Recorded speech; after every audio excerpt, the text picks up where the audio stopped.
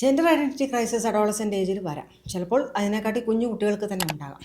പക്ഷേ നമ്മുടെ ഇപ്പോഴത്തെ നിയമവ്യവസ്ഥിതി അനുസരിച്ച് ഇത്തരം ജെൻഡർ ഐഡൻറ്റിറ്റി ഇഷ്യൂസൊക്കെ മുൻകാലത്ത് അതൊരു മനോരോഗമായിട്ടായിരുന്നു വ്യാഖ്യാനിച്ചുകൊണ്ടിരുന്നത്.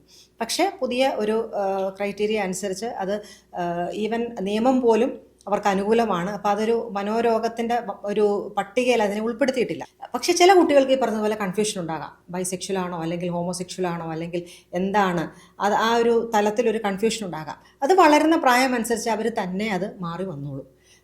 നമ്മൾ യാതൊരു കാരണവശാലും ഫോഴ്സ് ചെയ്ത്, അതായത് ഇപ്പോൾ ഒരു കുട്ടിക്ക് ഇപ്പോൾ ഈ തരത്തിലാണ് അവർക്കൊരു ഒരു ത്വര വരുന്നത് അല്ലെങ്കിൽ ഈ തരത്തിലുള്ള ഒരു ഓറിയൻറ്റേഷൻ ആണെന്നുണ്ടെങ്കിൽ നമ്മൾ യാതൊരു കാരണവശാലും ആ കുട്ടിയെ നിർബന്ധിച്ച് ബൈ ഫോഴ്സ് ഏതെങ്കിലും രീതിയിൽ തെറപ്പിയോ ഒക്കെ കൊടുത്ത് അതിനെ ശരിയാക്കാൻ പാടില്ല. അത് ഏത് വ്യക്തിയെയും അങ്ങനെ ചെയ്യുകയാണെന്നുണ്ടെങ്കിൽ അത് ഇപ്പോഴത്തെ കറണ്ട് നിയമവ്യവസ്ഥിതി അനുസരിച്ച് അത് ശിക്ഷാർഹമാണ്.